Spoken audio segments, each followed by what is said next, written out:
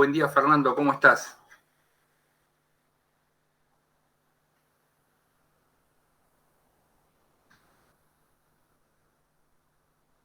Buen día, Nubia.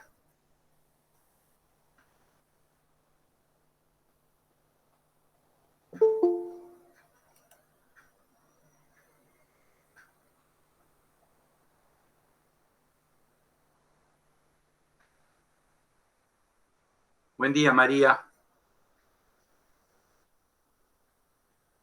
Parece que hay algunos que tienen problemas de conectividad porque los veo que entran y salen, entran y salen. Estamos en el horno con esto.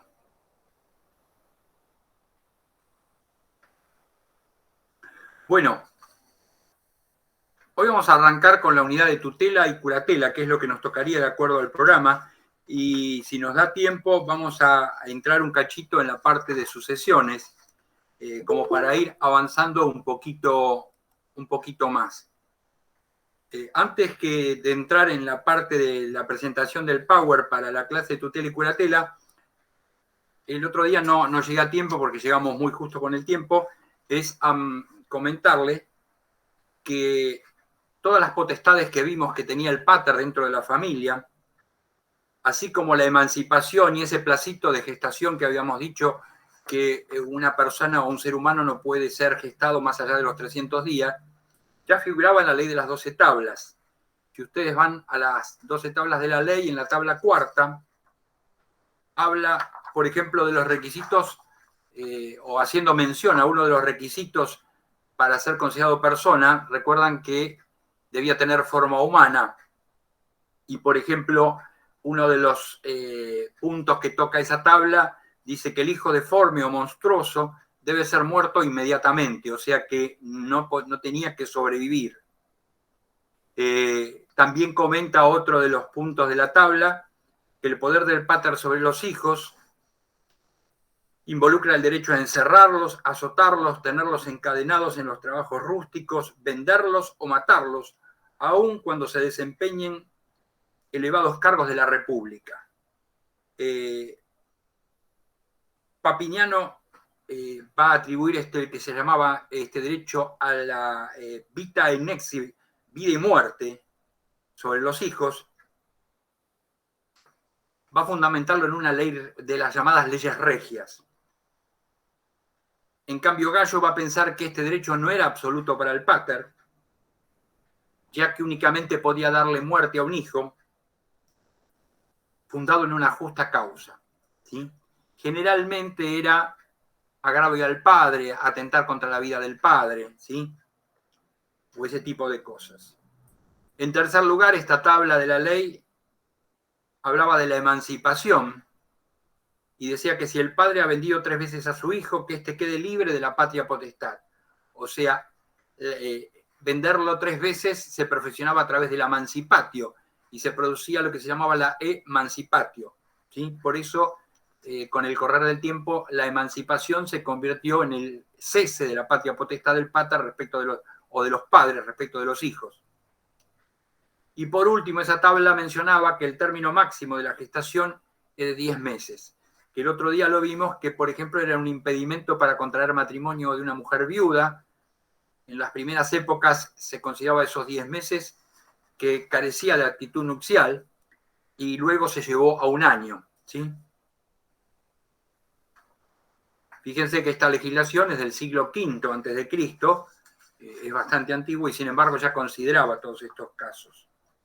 En la tabla que viene, en la tabla número 5, va a hacer referencia a parte de lo que vamos a ver hoy y parte de lo que veríamos las clases siguientes, y habla de las herencias y de las tutelas. ¿Sí? Habla de la tutela de la mujer, de la sucesión testamentaria, la intestato, la tutela de los impúberes, la curatela y la acción de división de bienes familiares. ¿Sí? Eso después lo vamos a ver.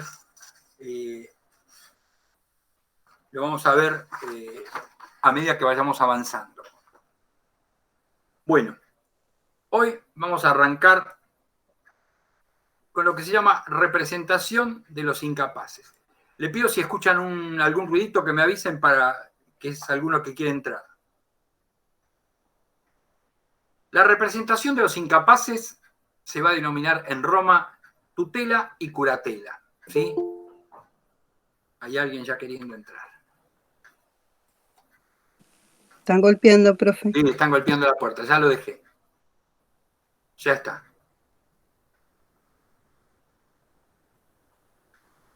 Bueno, se va a llamar tutelas, o se van a llamar tutela y curatela, según estén dispuestos a, o pensados para, bueno, parece que hoy entran todos tarde.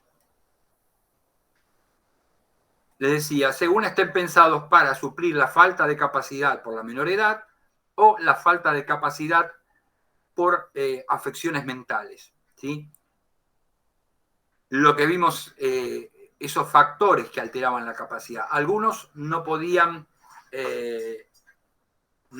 ser corregidos, ¿sí? Por ejemplo, la mujer estaba sometida prácticamente a una tutela perpetua. Paulo, siguiendo a Servio Sulpicio, que es otro jurista de la época, principios del Imperio, va a decir que la tutela, y que es también aplicable a la curatela, es una fuerza y potestad sobre una cabeza libre, dada y permitida por el derecho civil para proteger al que por su edad no puede defenderse por sí mismo. Esto sería aplicable solamente a la tutela, porque habla de para proteger al que por su edad no puede defenderse por sí mismo. En el caso de la curatela sería todo igual, pero para proteger al que por su estado mental o por sus facultades mentales no puede defenderse por sí mismo, ¿sí? Con lo cual sería ambivalente la definición. Una fuerza para defender a los incapaces, dijiste, profe. Claro, igual yo después les voy a pasar el power ¿no? Pero es una fuerza y potestad. ¿Qué quiere decir? Que es algo que el derecho te da para que vos ejerzas en representación de una persona libre que por su edad o por su estado mental, ya sea tutela o curatela, no puede defenderse a sí mismo. Y acá se les va a plantear el primer, la primera apreciación. ¿Quiénes requerirán tutela y curatela? Más allá de la menor edad y de las facultades mentales. ¿A quién serán aplicables estos institutos?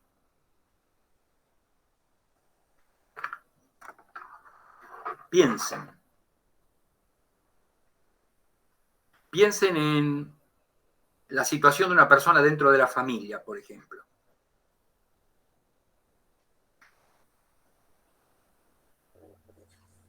Profesor, usted había dicho que puede ser que una persona tenga la curatela cuando es incapaz o derroche su dinero.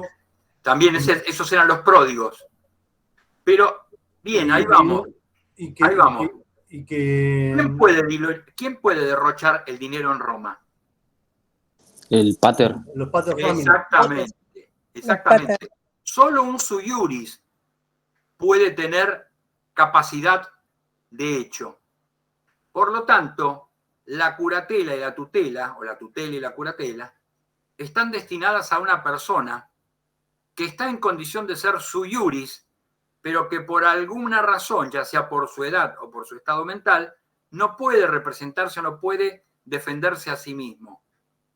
No es aplicable a otro tipo de persona, porque si fuera un alieni iuris, estaría bajo la patria potestad de un pater, ¿sí? Entonces no haría falta una declaración de incapacidad, digamos, ¿sí? O ponerle protección por la menor edad. ¿Para qué le vas a poner si ya tiene un pater? Eso ha cambiado radicalmente. ¿Por qué? Porque en la actualidad una persona, cuando adquiere la mayoría de edad, se supone que es absolutamente o plenamente capaz, ¿sí? Más allá de que ahora la capacidad es progresiva de acuerdo a la edad, pero llega un momento en que su capacidad es plena, ¿sí? A los 18 años tiene plena capacidad civil. ¿Qué pasa si esa persona tiene una afección mental? A esa persona hay que darle una protección, ¿sí? Antes se llamaban curadores, ahora se los llaman apoyos, ¿sí? Se le da un sistema de apoyo. Pero en realidad los efectos serían los mismos, porque va a complementar o va a suplir esa falta de capacidad. La diferencia está en que ahora se puede complementar o suplir. Antes un incapaz no podía hacer nada por sí. Ahora hay algunos casos, y de acuerdo a las circunstancias, que va a poder hacer algo, pero con el acompañamiento de esa parte. Por eso se llaman apoyos y no son estrictamente lo que eran curadores. Porque el Código Civil decía que la voluntad del curador reemplaza de pleno derecho la voluntad del curado. En cambio, en Roma, eso no pasaba porque una persona podía llegar a la mayor edad, ¿sí? Aún convertirse, pasar los 25 años y ser ya un adulto, y estar bajo la patria potestad del pater. Entonces, por más que fuera incapaz, no sería necesario brindarle otro apoyo porque ya está protegido por la patria potestad. ¿Sí? ¿Entiende cómo evolucionó esto? Sí, profe. Bueno. Perdón, Bien. profe. Sí, decime. ¿Estás compartiendo el Power? Porque no sé. Perdón, ¿no lo ven? A ver si yo... No está compartiendo el PowerPoint. Ah, qué vivo que soy yo. En un cachito, perdónenme. Ah, pero me mató el tema de que cuando salí, entré a dejar entrar gente, ahí me despisté. Ahora sí. Ahí va. Ahora sí, ¿no? Sí. Sí, profe. Sí, sí. Bueno, ahí tienen la primera. Ah, por eso me preguntaba alguien sobre la definición y yo le decía que estaba en la placa. Qué vivo. Bueno.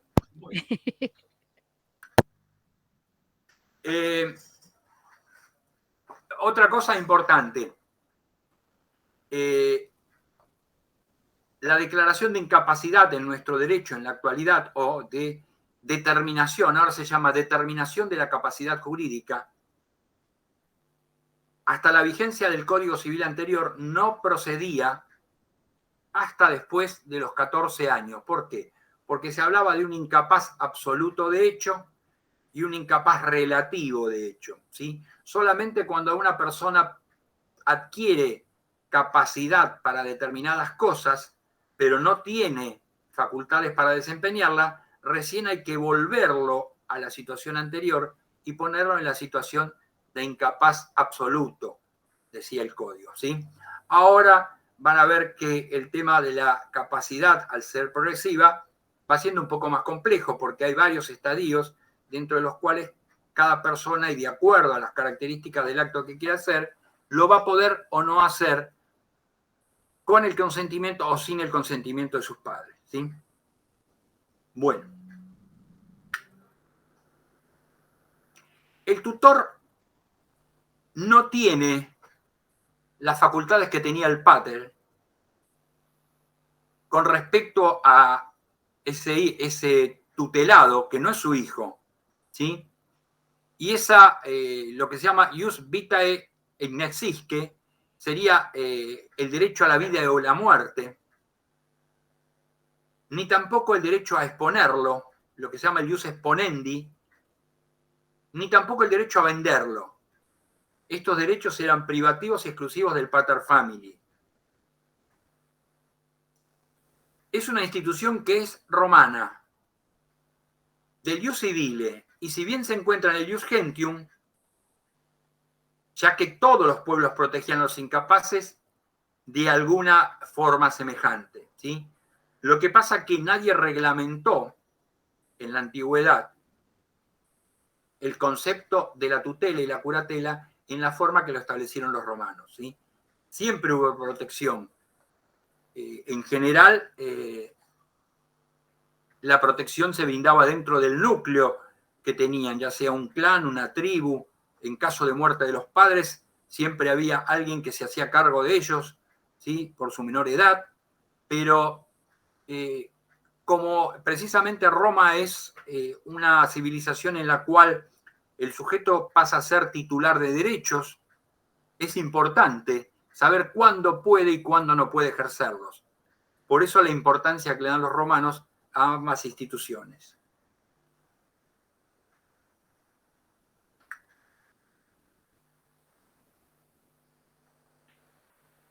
Esto tiene una evolución. ¿Por qué? Porque la tutela en un principio estuvo destinada más que nada a proteger a los bienes familiares, porque el menor podía recibirlos, o sea, convertirse en sui iuris en la menor edad y dilapidarlos. Entonces, para evitar eso, se le concedía la tutela a los agnados que pudieran heredarle en caso de que el menor falleciera. ¿Por qué? Porque tenían un interés legítimo en el mantenimiento de los bienes hereditarios. Posteriormente va a tener un doble carácter, comenzando a protegerse a la persona más allá de los bienes.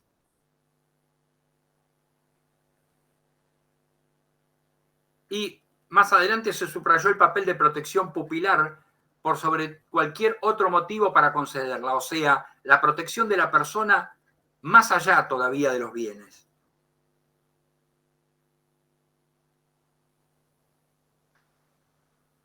Según la edad va a haber una tutela de los impúberes y según el sexo va a haber una tutela de las mulieren.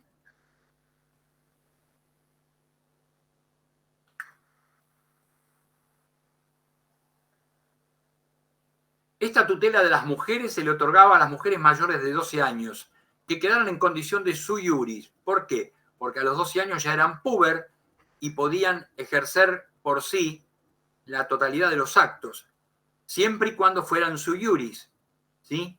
Pero, por su condición de mujeres, eran sometidas a la tutela. Esto fue evolucionando desde una incapacidad relativa de hecho hasta una capacidad restringida, para desaparecer en la época tardía imperial. Pero va a retroceder luego con el derecho canónico. Por eso, en nuestros días, o a nuestros días, cuando se sanciona el Código Civil de Vélez Sarsfield, la mujer era una incapaz relativa, de hecho. Fíjense que habiendo tenido una plena capacidad en la época del Imperio, prácticamente en la época de Justiniano, va a retroceder luego a través del derecho canónico, gracias a nuestra bien amada Iglesia, ¿sí?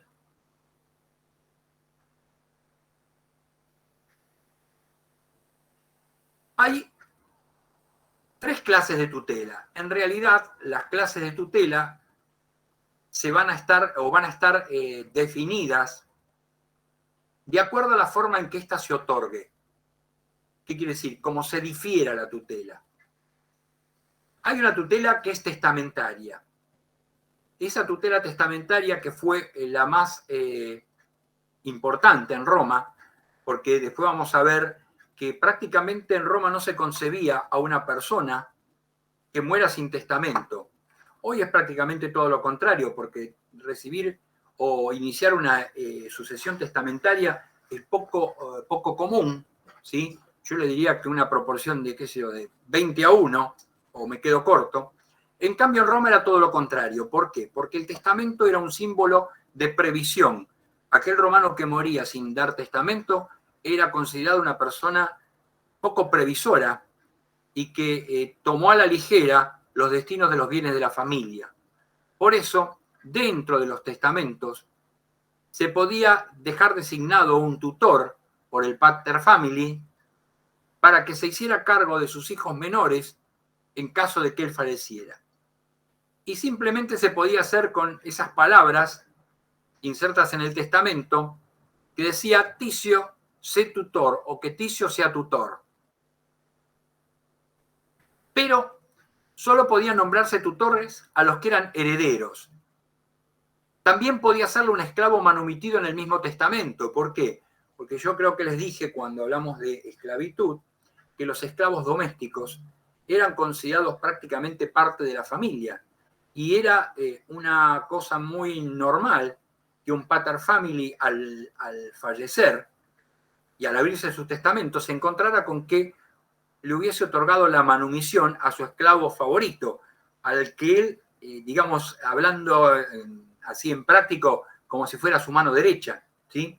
Aquel que lo asistía en forma permanente normalmente era remunerado con la manumisión en el testamento. Y en algunos casos, de acuerdo a la importancia de esta persona, podía ser instituido tutor. Tengan en cuenta que en Roma venían gente esclava no personas, sino gente, digo, ¿no? Esclava, de muchos lados y de muchos estratos sociales. En general, venían personas muy cultas que eran tenidas en los hogares por los romanos y que inclusive participaban en la educación de sus hijos, ¿sí? Por lo tanto, no sería nada descabellado pensar que a alguno de esos se le otorgara el carácter de tutor a la muerte del pater. Quedaban excluidos los peregrinos, los dedicticios, por supuesto, porque no podían vivir en Roma, y los latinos iunianos. En la época clásica se va a permitir que lo hiciera la madre, previa información sumaria hecha por el pretor acerca de la idoneidad y honradez de aquella. El designado podía renunciar al cargo. ¿Qué quiere decir? Podía rechazar el cargo, pero lo que no podía hacer era cederlo. ¿Qué quiere decir? Si Ticio es instituido tutor por testamento, no podía, al abrirse el testamento, decir, como yo no estoy en condiciones de desempeñar mi tutela o mi función de tutor, le cedo el cargo a Coco, ¿sí?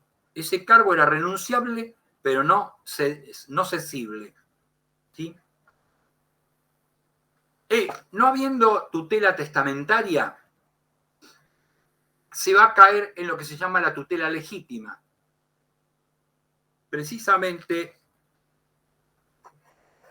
a ver, acá tengo la ley de las 12 tablas. En la tabla quinta, que habla de las herencias y las tutelas, refiriéndose a la tutela, dice: las mujeres están sometidas a tutela perpetua. Las vestales están libres de esa tutela y de la patria potestad. ¿Se acuerdan que las vestales eran las mujeres que eran designadas al culto de la diosa Vesta? ¿Sí? Sí, en la escuela, profe. Sí, profe, las ¿Perdón? escuelas. Las escuelas. Sí, en Que las sí, escuelas. profe. No, eran los colegios sacerdotales, no las escuelas. Colegios. Ah, bueno, colegios, bueno. Bueno, eso con respecto a las mujeres. En otro punto dice: lo que manda en su testamento acerca de sus bienes y sobre la tutela de los suyos, que se cumpla. Ahí está la tutela testamentaria. Fíjense que esa tutela testamentaria es tan importante que trascendió hasta nuestros días. Todavía la tutela testamentaria existe y por eso los hijos de Ricardo Ford tienen un tutor que no es el familiar más próximo, sino sería el hermano de Ricardo Ford o los padres de Ricardo Ford. Creo que solo vive la madre, pero sería la madre la que ejercería la tutela. Y sin embargo, él previó en su testamento dejar como tutor de sus hijos a quien fue su pareja, ¿sí? Y esa es la voluntad que prevalece.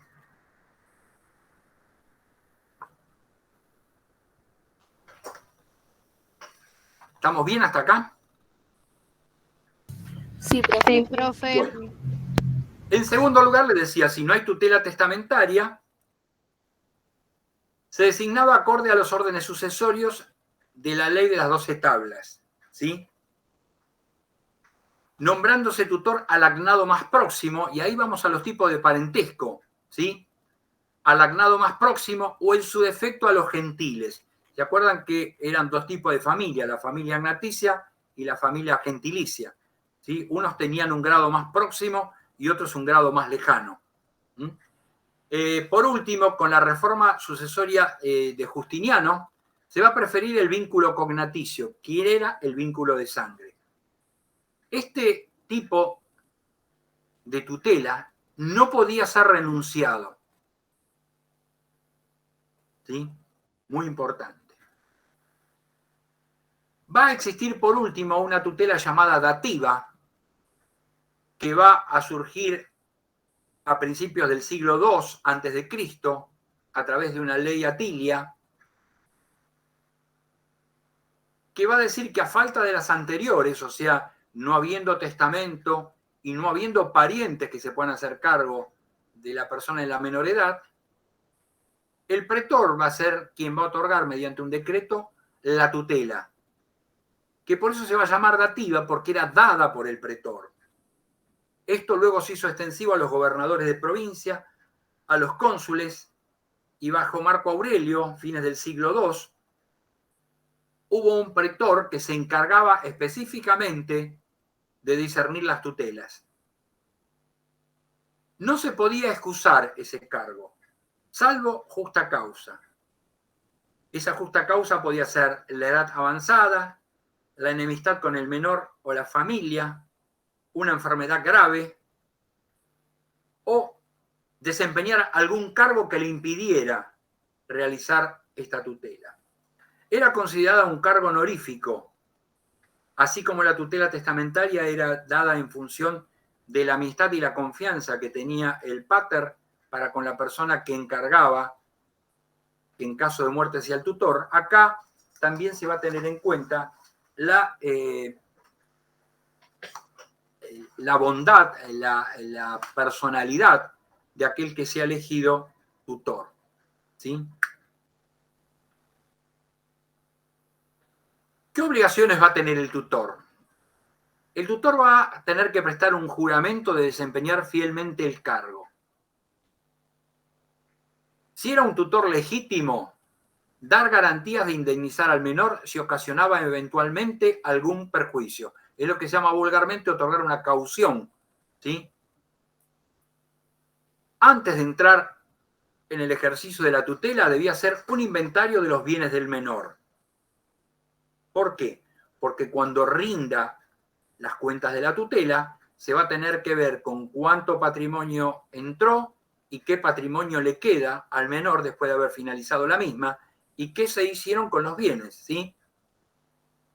Va a administrar los bienes como gestor si el pupilo era un infante menor y si era un infante mayor, le presta la autoritas para dar validez a los actos que el mismo menor realizaba. Esperen un cachito. Están golpeando. Va a entrar a alguien, sí. Profe, había una Sí, película, decime. había una ¿Eh? película, ¿me escucha? Sí, te escucho. Había una película que, bueno, había un tutor que le fue dando y cuando fue el momento de cobrar no tenía nada. Cuando fue grande... Bueno, pero el tema es que había una película que era así, bueno, que estaba el tutor, qué sé yo, y después terminó en la pobreza. Bueno, Porque se había gastado todo. el tema es así, el tema es que el tutor no tiene que poner nada de su patrimonio para mantener al pupilo, ¿sí? El tutelado debe mantenerse con los bienes propios. Lo único que va a hacer el tutor es administrarlo, ¿sí? Por eso dice administrar los bienes como gestor si el pupilo era infante menor. ¿Qué quiere decir? Ahí reemplaza la voluntad del menor y si era infante mayor, le va a prestar la autoritas, ¿qué quiere decir? Va a acompañarlo para darle validez a los actos que éste realizaba, ¿sí? Si hay dinero en efectivo, lo va a tener que depositar en el templo hasta invertirlo en algún negocio útil, ¿sí? Y cancelar las deudas que tenga el pupilo. Al finalizar, debe rendir cuentas de toda la gestión. Si obró como gestor de negocios de un infante menor, debe transferir a este todo lo adquirido en la gestión. ¿Por qué? Porque obrando como gestor de negocios, lo adquiere, pero lo debe transferir a la persona en favor de quien lo hacen. ¿Se acuerda que es un cuasi contrato la gestión de negocios? ¿Sí? En la cual realiza algo a favor de otro, pero sin tener el consentimiento de este. O sea que le debe transferir todos los derechos que hubiera adquirido a través de esa gestión. Y por último, en el Bajo Imperio se va a establecer una hipoteca legal sobre los bienes del tutor a favor del pupilo. Esto de hipoteca legal funcionaría como una caución por el ejercicio correcto de la tutela. Va a tener prohibiciones el tutor. No va a poder realizar donaciones con los bienes del pupilo, salvo regalos de costumbre. ¿Qué quiere decir? No va a poder dilapidar los bienes del pupilo efectuando actos de liberalidad, salvo que fueran regalos de costumbre, cosas mínimas. Tampoco constituir dote con los bienes, ni aunque fuese en favor de la hermana del pupilo. Tampoco va a poder enajenar predios rústicos. Y después de la época de Constantino, tampoco respecto de los urbanos, salvo que fuera por razones de subsistencia del menor, o que hubiera sido dispuesta esta venta en el testamento por el pater familias. Tampoco usar los bienes en su propio provecho, ¿sí? Esas son todas prohibiciones.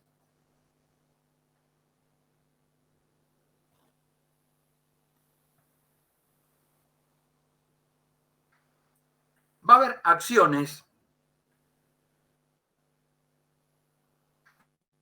Acá tienen 4. Y hay 2 más que están acá atrás, que son 6 en total. ¿Sí?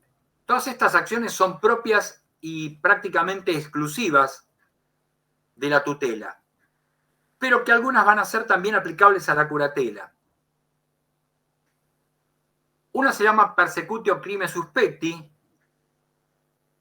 otros hablan de suspecti tutoris o actio suspecti tutores, ¿sí? Creo que así lo tienen en Di Pietro, actio suspecti tutores, que es cuando hubiese sospecha de fraude u otra causa grave, se va a separar provisoriamente al tutor sospechado mientras dure el juicio.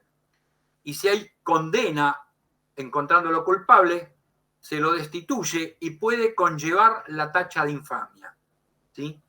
Por eso era, ¿por qué? Porque en realidad como esto era una cuestión de fe y de confianza en el tutor, el aprovechamiento de los bienes de un tutelado era considerado algo muy grave. Por eso le podía acarrear la tacha de infamia. La segunda acción, que se llama actio de rationibus distraendi, esa está igual, creo, en Di Pietro, es por haberse quedado con bienes del pupilo.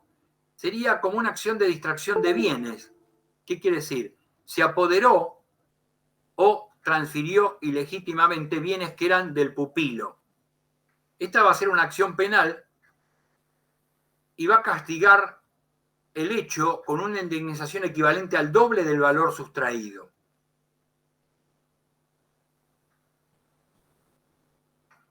Otra acción va a ser la llamada actio ex stipulati o acción de lo estipulado, ¿sí? O de lo pactado, que va a servir para reclamar la garantía dada por el tutor o un fiador al iniciarse la tutela. Y esta acción va a ser hecha al final, ¿sí? Cuando se finalice la tutela, para dejar sin efecto la garantía ofrecida por el tutor. Y una llamada actio in integrum restitutio o acción de restitución en íntegro, para que el pupilo pudiera anular los actos manifiestamente perjudiciales a él, ¿sí? Al pupilo mismo, hechos por el tutor mediante una gestión o dando autoritas.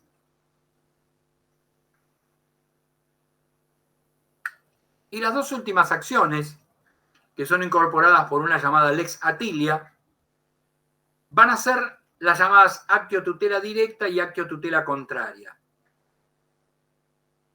La actio tutela directa es una acción de buena fe. ¿Qué quiere decir? Que no es de estricto derecho y va a ser calculada o justipreciada por el juzgador, que va a tener carácter infamante a favor del pupilo para exigir la rendición de cuentas al tutor o la devolución de bienes adquiridos o sumas cobradas o cualquier daño irrogado durante la tutela. O sea que esta acción directa va a ser del pupilo al tutor para que éste le devuelva o le reintegre cualquier suma que hubiera recibido y no hubiera rendido, ¿sí? Sería como una acción de rendición de cuentas del pupilo hacia el tutor, solicitándole la rendición de las mismas. Y por contrario, la actio tutela contraria va a facultar al tutor para que el pupilo le reembolse los gastos que hubiera hecho el tutor de su patrimonio y los daños y perjuicios que hubiera podido sufrir durante el ejercicio de la tutela, ¿sí?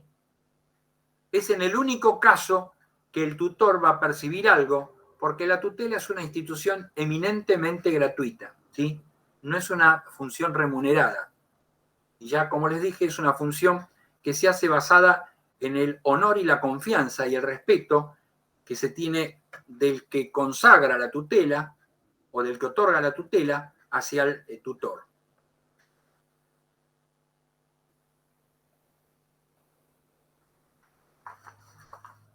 Acá vamos a pasar a lo que sería la parte de la curatela. Ustedes recuerdan que cuando vimos los factores que alteraban la capacidad y hablamos de la capacidad mental de las personas, hablamos de dos categorías de dementes. Unos eran los llamados furiosos y otros los llamados mentecaptus. Y también acá incorpora el pródigo. En la ley de las 12 tablas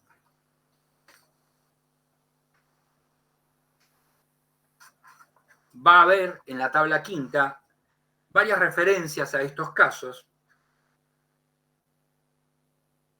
y dice: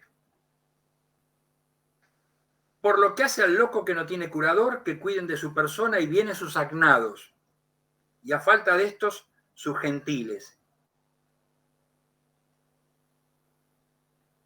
¿Sí? ¿Qué quiere decir esto? Fíjense que está estableciendo ya directamente una designación de curatela o de curador a través de la ley, o sea, una curatela legítima. ¿Por qué? Porque vamos a ver que la curatela nunca va a poder ser testamentaria. ¿Sí? Jamás se va a poder establecer un curador por testamento, sino que la curatela va a ser directamente designadas, ya sea por la ley o ya sea por el pretor. ¿Sí? ¿Qué diferencia vamos a tener? Primero, decimos que es una institución para remediar la falta de capacidad, no permanente, sino accidental.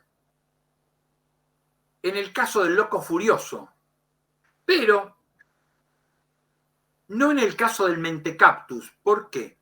Porque en realidad el mentecaptus, y ahí me separo un poco de la placa que está ahí, el mentecaptus o mente cautiva, que es la traducción literal, es una persona que tiene enajenada en forma permanente la razón y no goza de intervalos lúcidos y difícilmente pueda revertir su cuadro, ¿sí? No así el loco, que el loco puede tener no solo intervalos lúcidos, sino recuperar en algún momento la razón, ¿sí? Entonces la curatela sería aplicable,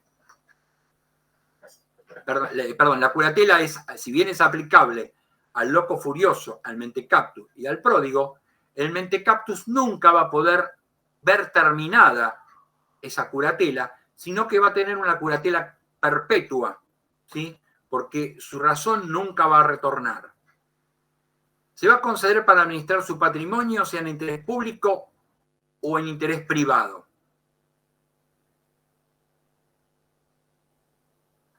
El furioso o loco, que es como en nuestro código pasó a tener el término de demente, ¿sí?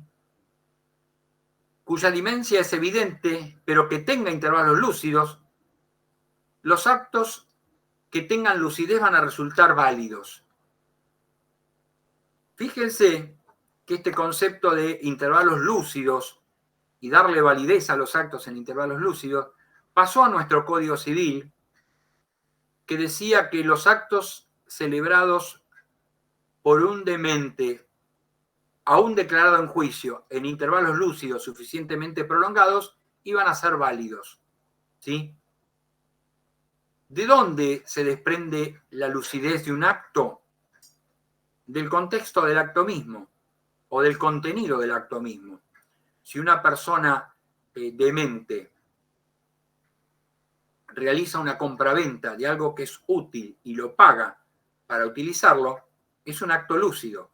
Ahora, si una persona demente escribe un testamento en el cual instituye heredero a su perro, ese acto no es un acto que denote lucidez, por lo tanto ese acto va a resultar completamente inválido. ¿Sí? Profesor, sí, una pregunta. Por ejemplo, me viene a la mente y asociando este hombre que, no sé, que mató a la familia, la madre, creo. A mí también, el hombre gato. El hombre gato ese que maullaba en el juicio. No sé si lo pudo ver esta semana. Algo sí, algo vi, pero no tiene mucho que ver, vos decís, porque que sea una persona demente. Sí, puede ser. Papá, eso es o sea, lo que se quería ver, no Sí, mostrarse. lo que pasa que ahora están pensando que en el momento de la detención él estaba bien, no denotaba. Y lo que hay que ver es que al momento de realizar el acto, si tenía conciencia de lo que estaba haciendo, no que después se vuelva demente. Claro, está bien. O sea, en el momento, claro, está bien. La validez se juzga al momento, ¿sí? Está Después se tomarán medidas. Si se lo considera que que está en estado de demencia, tendrá un tratamiento carcelario y si tiene especial, y si se considera que no es y que se está haciendo, tendrá otro tratamiento. Pero la imputabilidad se va a tomar al momento de la realización del hecho, ¿sí? Claro, está bien. Está bien. Porque precisamente, fíjate que cuando vos vayas a la parte de civil, derecho civil privado, derecho privado parte general, vas a ver que la imputabilidad, o sea, la capacidad o la incapacidad por demencia no conlleva necesariamente la inimputabilidad. ¿Qué quiere decir? Un demente declarado en juicio no por eso era inimputable en los términos del derecho penal, porque podía haber actuado en un intervalo lúcido, ¿sí? Haber comprendido la criminalidad del acto y por lo tanto le era reprochable su conducta, más allá de que fuera considerado un incapaz absoluto para el derecho civil. Está bien, profe. Yo había escuchado un caso, y no lo interrumpo más. Había escuchado un caso que, bueno, que en ese momento, o sea, como dice usted, que estaba lúcido, pero bueno, se transformó y quedó medio incapaz, el tipo, Claro. medio loco. Y bueno, entonces lo que hacían era, bueno, mandarlo a una clínica, o sea, psiquiátrica, y si en el caso que se llegaba a curar, o sea, si tenía una mejoría, iba a cumplir con los reos comunes. ¿Sabés cuál es el problema? El problema es que si vos a una persona que comete un delito y simula un estado de locura, lo considerás inimputable, le das un tratamiento distinto y menos riguroso que una persona que está en detención. Entonces, para el tipo es mucho más fácil fugarse, ¿sí? Es más, si fuera recluido en un sistema común para personas dementes, las personas que están en tratamiento psiquiátrico no están detenidas, no están privadas de su libertad, ¿sí? Claro. O sea que precisamente se pueden escapar cuando quieren. Está bien, está bien. Ahí entendí. Gracias, profe. No, por favor. Bueno. En el caso del mentecaptus, es cuando tiene una disminución mental no tan aparente, pero que lleva un retraso de imbecilidad y lo hace inepto. ¿Qué quiere decir? Acá, la disminución mental puede no ser tan importante, pero ser de carácter permanente. Por eso se llama mente captus, que significa mente cautiva. La mente cautiva es aquella que no va a tener nunca la posibilidad de revertirse, ¿sí?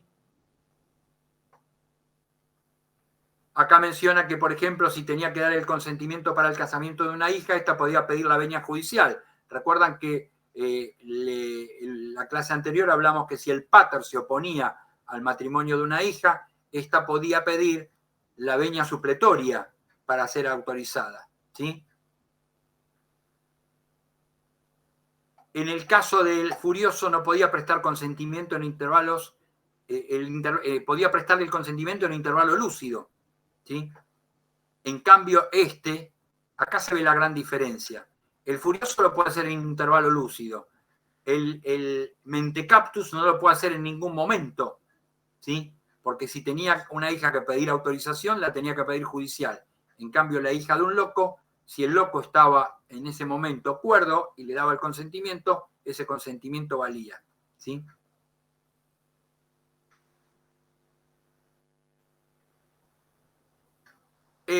Con respecto al pródigo, en la ley de las 12 tablas se consideró al que dilapidaba la fortuna adquirida de su padre o del abuelo, recibido ab intestato, ¿sí? Es lo que se llamaba la bona paterna, y tiene una finalidad tuitiva que es el cuidado del patrimonio familiar. Era necesario iniciarle un juicio para darle curatela, o sea, para nombrarle un curador. Y recién con Antonino Pío se extiende a los bienes de cualquier origen, o sea que no solamente a los bienes que adquiría por la línea paterna, sino a todos los bienes que tuviese, se le aplicaba esta especie de curatela. Fíjense que esto fue muy controvertido en nuestro derecho y no, cuando Vélez Arfiel hace el Código Civil, no los incorpora. Y tienen que ser incorporados después por una ley la que se llamó la Reforma Integral del Código Civil en el año 1968, bajo un artículo que era llamado el 152 bis, y eran considerados inhabilitados, ¿sí? Se los consideraba así, inhabilitados.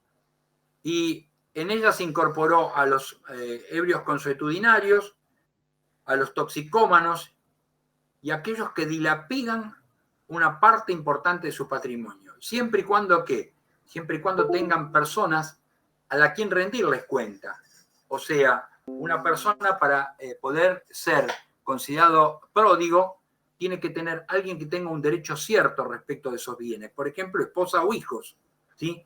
Pero no si tiene sobrinos, porque si es soltero o viudo sin hijos y no tiene a nadie que le pueda reclamar, ningún heredero forzoso, él puede dilapidar la fortuna en la forma que quiera, ¿sí?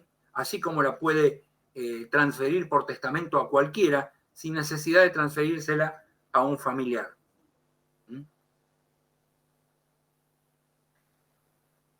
Eso es llamada prodigalidad. Va a haber también una llamada curatela de los menores de 25 años. Esa curatela de los menores de 25 años fue incorporada por una ley llamada Pletoria del año 186 a.C., principios del siglo II a.C., y que permitía que cualquier ciudadano denunciara a quien hubiera abusado de la inexperiencia de los menores en un negocio jurídico. ¿Qué quiere decir? Para todos aquellos menores que estuvieran menores de 25 años y mayores de 14, que eran los que podían comerciar, ¿sí? Si había condena, llevaba la tacha de infamia. ¿Qué quiere decir? Que aquel que se abusaba de una persona menor para sacar un provecho de esa inexperiencia iba a ser sancionado con la tacha de infamia. Pero no invalidaba el acto. Con lo cual era un problema, porque te sancionaba, pero no te quitaba lo que habías adquirido. Al fin de la República, se va a autorizar al menor a pedir la restitución en íntegro al pretor,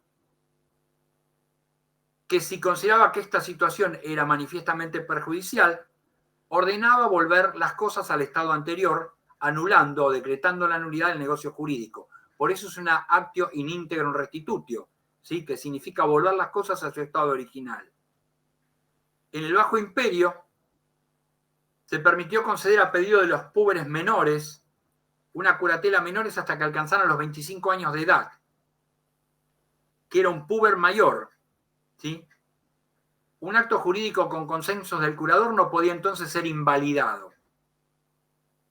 A partir del siglo III se admitió a través de un rescripto del emperador, lo que llamábamos el rescripto príncipe, a los menores que lo solicitaran una venia de edad o habilitación de edad a partir de los 20 años para los varones y a los 18 años de las mujeres. ¿Para qué? Para actuar sin la autoritas de un curador o de un acompañante, pero debían previamente acreditar madurez, buen juicio y honestidad. Y con lo tanto quedaban privados por ello de poder pedir la actio in integrum restitutio si hubiesen realizado algún negocio jurídico.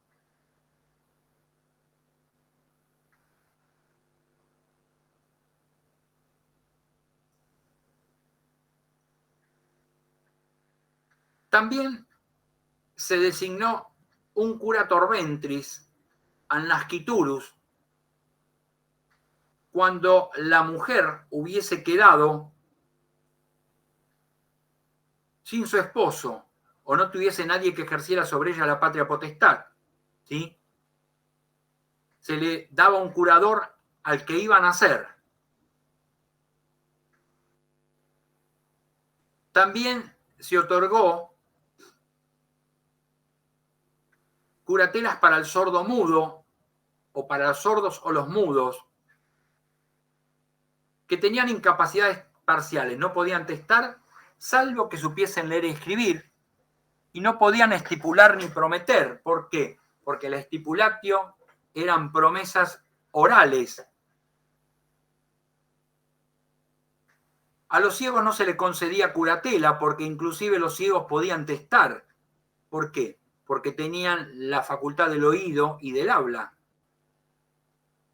También se le otorgó a los enfermos incurables cuando estuviesen en estado terminal, porque por un enfermo que está en estado terminal, siendo su iuris, no puede desempeñarse por sí mismo. En cambio, no se le otorgó, y con buen criterio, la curatela para los ebrios. O sea que los borrachos podíamos seguir tomando tranquilamente, ¿sí? Sin que nadie nos controlara. Acá es importante mencionar sobre todo la curatela para los sordomudos. Fíjense que la sordomudez fue considerada durante muchos siglos un símbolo asociado a la demencia y se les dio el mismo tratamiento, ¿sí? Si ustedes van al Código Civil de Vélez Sarsfield van a ver que la incapacidad por afección mental es prácticamente la misma. A ver si tengo el código a mano acá, les leo un artículo.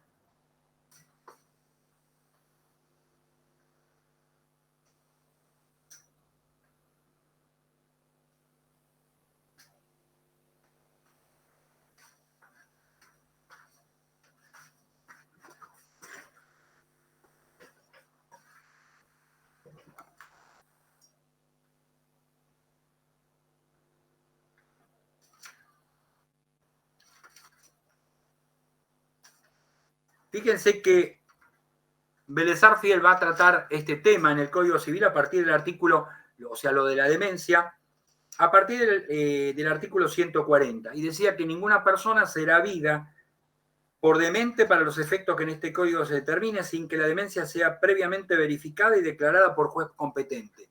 ¿Por qué? Fíjense que había una manganeta muy común, que cuando uno se quería apoderar de los bienes de otra persona, lo consideraban demente y le nombraban un curador que lo administraba y, como decía usted, lo dejaba en pampa y la vía. Por eso, cuando se sanciona el Código Civil, se establecen los parámetros para declarar la demencia.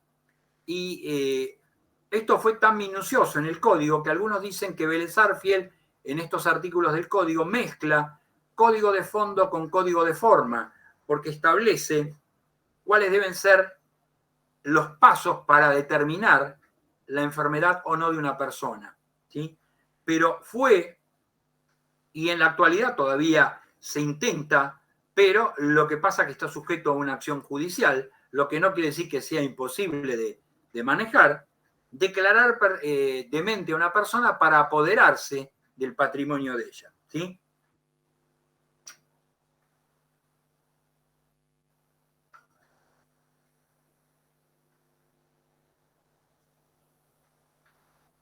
En el artículo 153, por su parte, Vélez Sarsfield va a decir que los sordomudos serán habidos por incapaces para los actos de la vida civil cuando fuesen tales que no puedan darse a entender por escrito.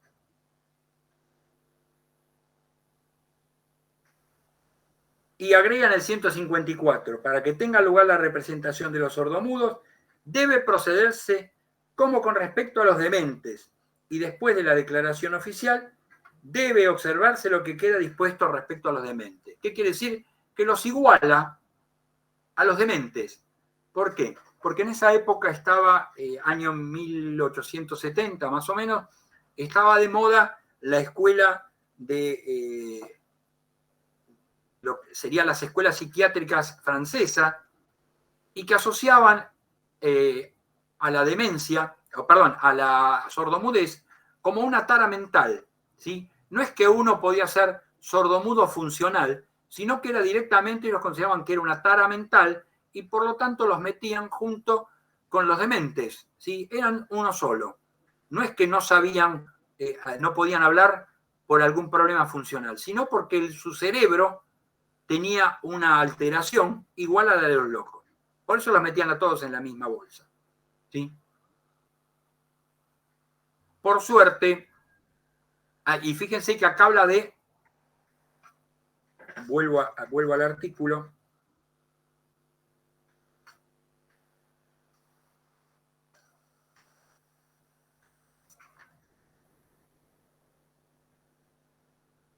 fíjense que el código hablaba de no puedan darse a entender por escrito.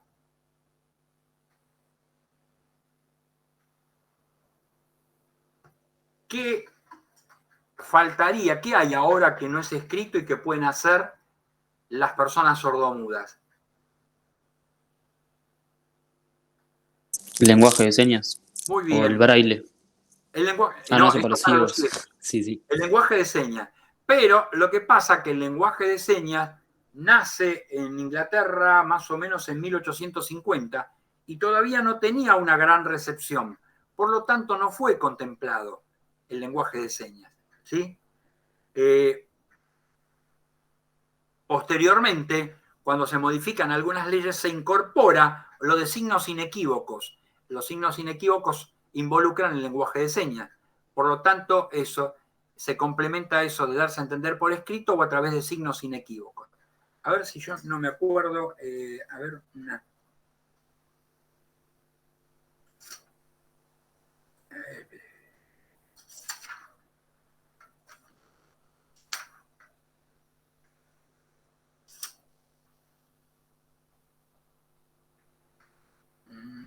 Esperen que estoy buscando un artículo, no me quiero olvidar.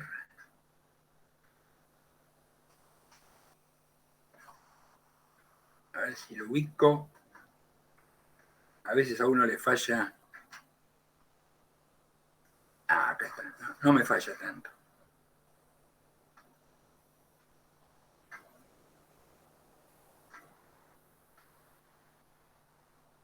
Fíjense que el mismo Código Civil va a poner como impedimento para contraer matrimonio a la sordomudez, ¿sí? Si ustedes van al artículo 166 de ese código, en el inciso 9, habla de que son impedimentos para contraer matrimonio. La sordomudez cuando el contrayente afectado no sabe manifestar su voluntad en forma inequívoca, por escrito o de otra manera, ¿sí?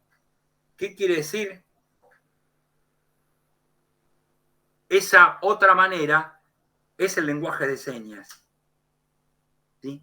Con lo cual, en el código, en una parte dice que solamente el que sabe escribir y en otra parte dice aquel que se manifiesta a través de símbolos inequívocos. Y contraer matrimonio es un acto trascendente de la vida de las personas. Por lo tanto, hay una contradicción entre esos dos artículos, ¿sí? Bueno.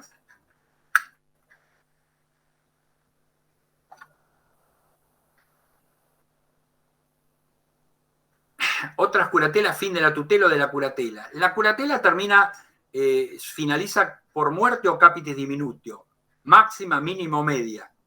Y esta última, solo en el caso de la tutela legítima, del tutor o del curador o del pupilo, ¿sí? Obviamente, como dice el viejo dicho, muerto el perro se acabó la rabia. Si se muere el tutelado o el curado, se terminó la tutela o la curatela, ¿sí?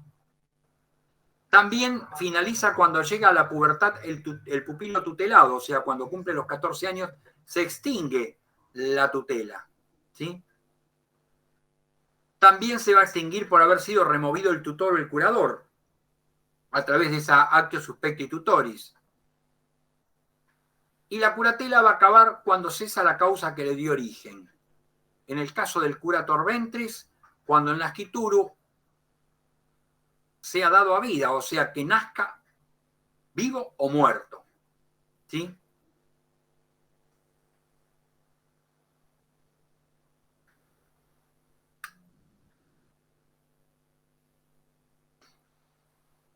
¿Qué funciones iba a tener el tutor? El tutor se podía desempeñar de dos formas o a través de dos formas. Una a través de la llamada autoritas tutoris o autorización del tutor, que se va a dar cuando estemos en presencia de un infante mayor, que es un menor impúber todavía. ¿Se acuerdan los que estaban próximos a la pubertad? Y va a ser el asentimiento para la realización de negocios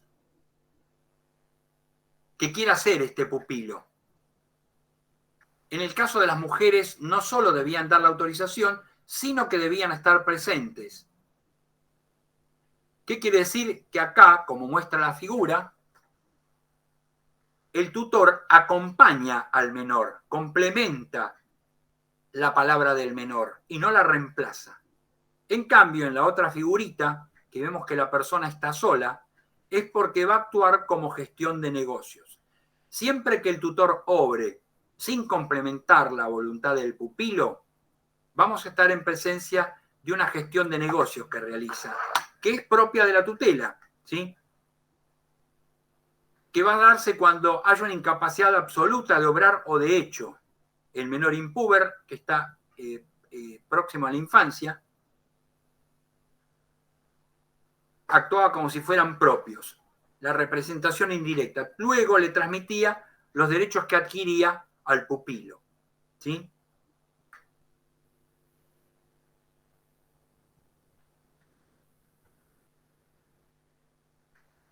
Bueno, con respecto a la curatela, va a establecer, la ley de las 12 tablas va a establecer una curatela para el loco, furioso o demente, que va a ser solo legítima o dativa. Acuérdense esto porque puede ser pregunta de parcial, ¿no?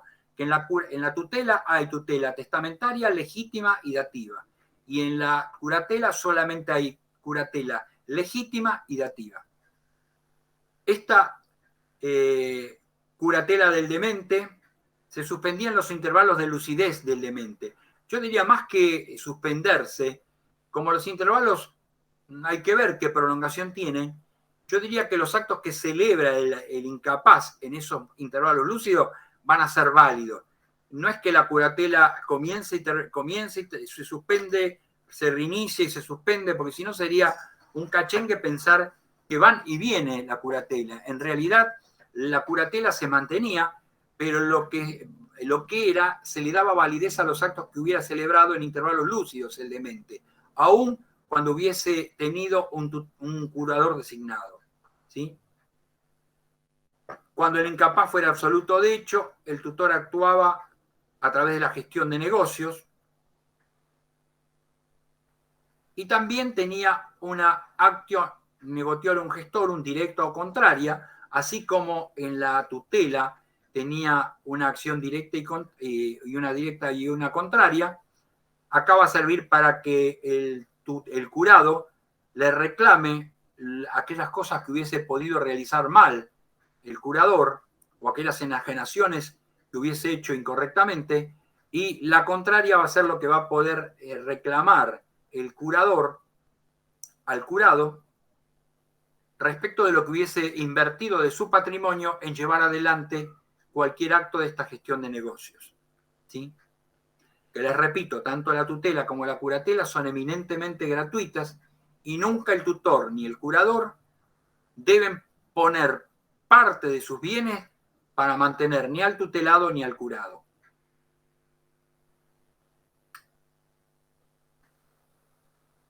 O sea, se rendían cuenta en el caso que se hayan usado los bienes.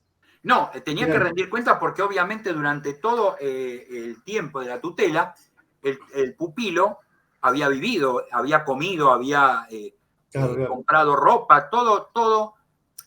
Para que se den una idea, en la actualidad, cuando se designa una curatela o cuando se determina la capacidad jurídica de una persona y se le asigna un asistente, se le dice, en la actualidad se le dice qué cosas va a tener que hacer.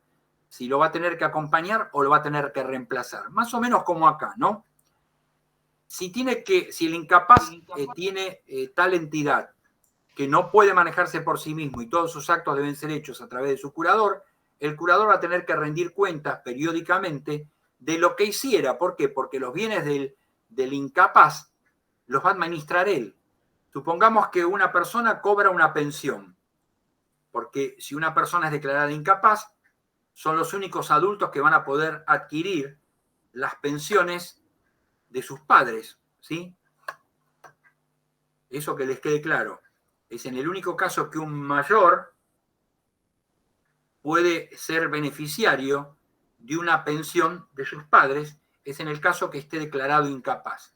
Entonces, lo que cobre de esa pensión va a ser administrado por su curador o por su apoyo.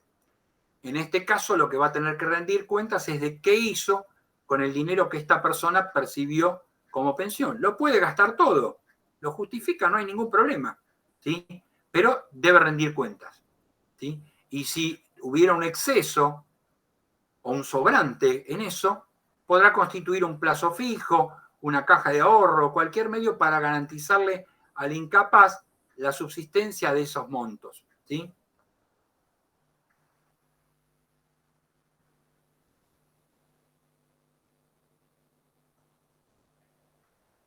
En general, ¿ves? Cuando dice si la incapacidad era relativa, de hecho, el curador prestaba la autoritas tutoris ante los actos que realizaba. A nuestro derecho, la prodigalidad pasó así.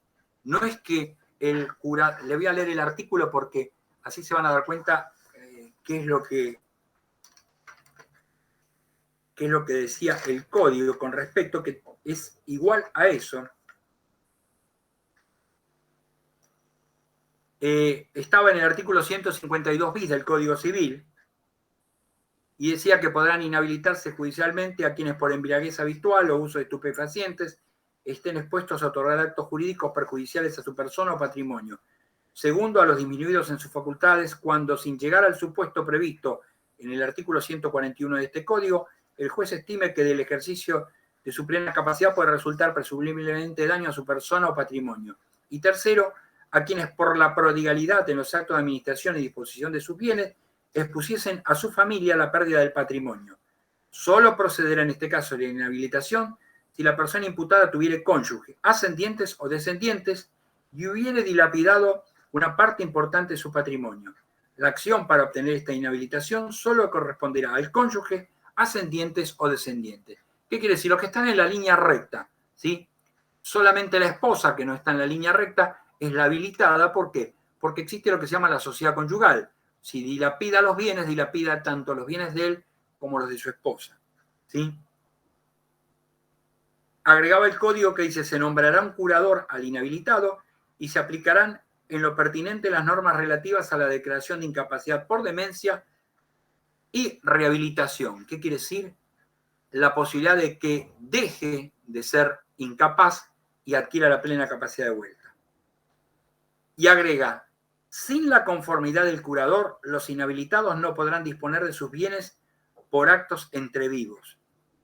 Los inhabilitados podrán otorgar por sí solos actos de administración, salvo los que limite la sentencia de inhabilitación, teniendo en cuenta las circunstancias del caso. Fíjense que es prácticamente lo mismo que decía que acá el pródigo, ¿sí?, como tenía una incapacidad relativa de hecho, el curador le prestaba la autoritas tutoris ante los actos que realizaba. ¿Qué quiere decir? Complementaba la voluntad del pródigo, ¿sí? Pero también se podía oponer, porque si el acto que realizaba era perjudicial, el curador designado no le prestaba el consentimiento y por lo tanto no lo realizaba. Pero no era un acto unilateral hecho por el tutor, sino que era un acto hecho por el pródigo y consentido por el tutor, acompañado por el tutor. ¿Se entiende? Sí, profe. Sí, profe. Bueno. El menor puber era considerado tal a los 14 años. No habla de la mujer porque la mujer era prácticamente imposible, era algo muy raro que quedara en condición de sui iuris a los 12 años. Lo normal era que el varón sí adquiría la plena actitud o plena capacidad jurídica, que le permitía realizar todo tipo de actos o negocios jurídicos.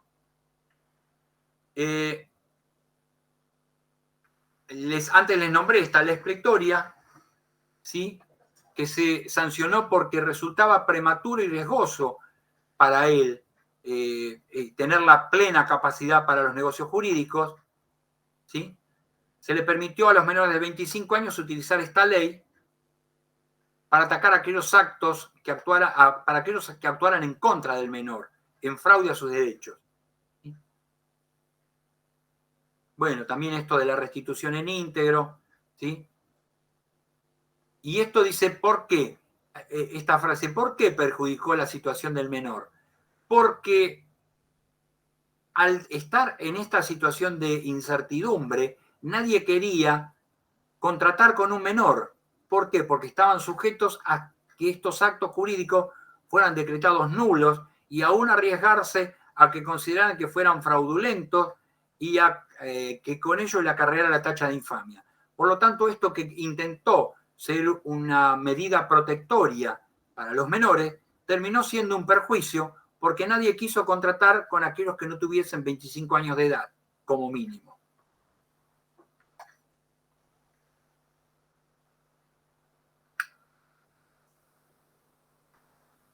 Bueno, acá hablan nuevamente de curatelas especiales, la curatela del impúber, ¿sí?, la curatela del vientre, el curator bonorum o bonorum era destinado simplemente para los bienes en diferentes situaciones, ya sea una herencia yacente, un titular ausente, o sea, una persona que se ha ido y ha dejado sus bienes sin protección, o para la ejecución de los bienes del deudor, cuando vimos la bonorum venditio, por ejemplo. Y el curador para enfermedades terminales, que ya lo habíamos nombrado anteriormente. Acá vuelve a nombrar la cesación de la tutela y la curatela.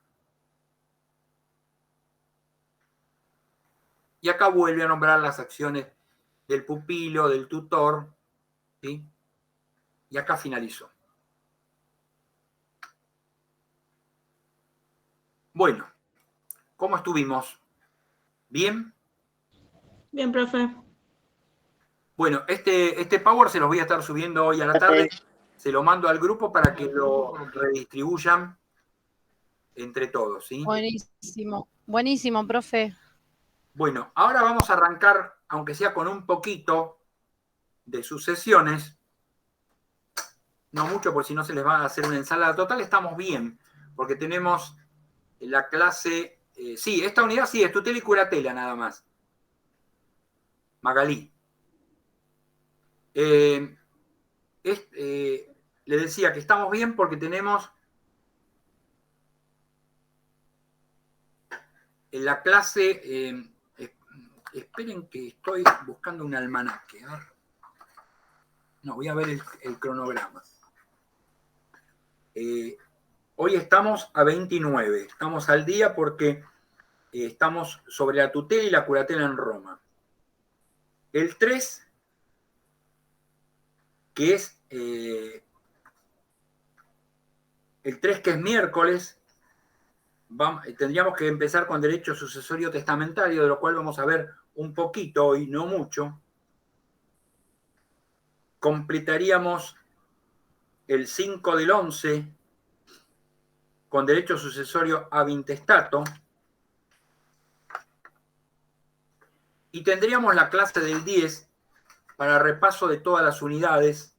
En el programa estaba mal, estaba unidad 8 al 14, era por el programa viejo. Este repaso es de las unidades 10 al 18. Y el día 12 sería el segundo parcial. ¿Sí? Sí, profe.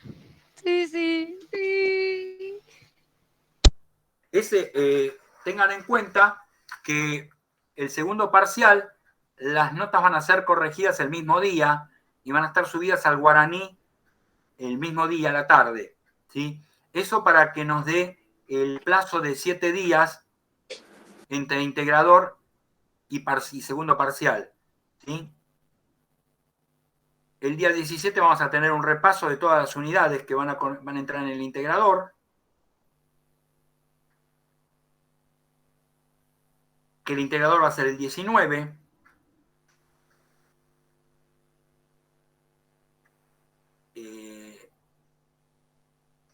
Estaba viendo 19. Y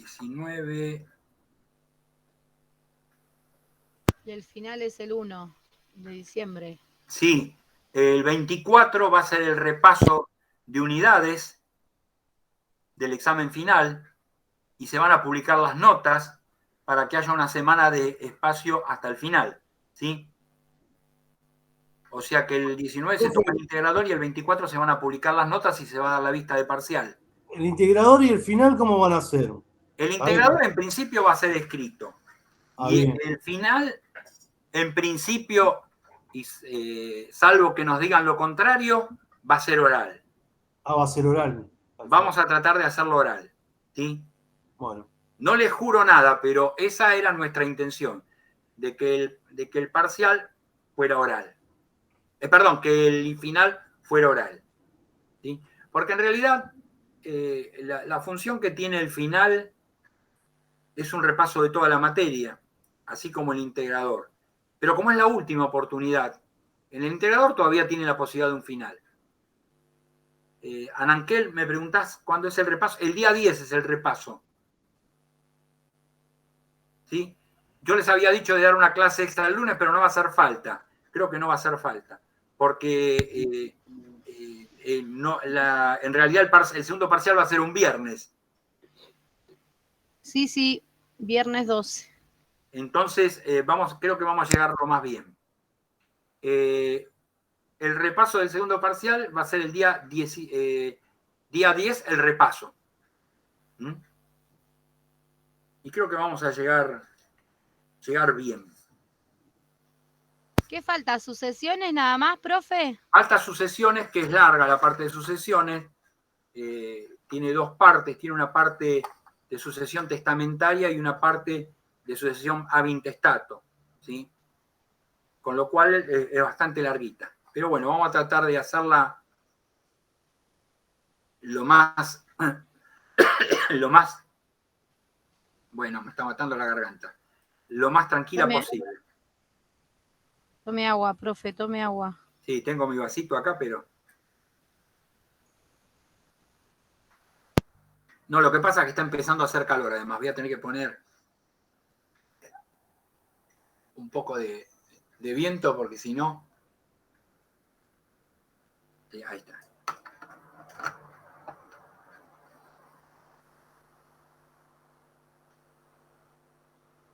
Lo que pasa es que tengo justo el aire acondicionado encima de mi cabeza. Ahí está, ahora se fue. Sí. Si no, me congela los pensamientos. Ay, buena esa. Yo tengo el ventilador grande que me da acá en la cara, así que escucha el ruido. Parece un... Eso que lo sé. Parece lo un tengo avión que va a bajito. Sí, y lo tengo bajito. Imagínense si lo pongo en el 3. Ni se escucha nada. Levanta vuelo. Sí.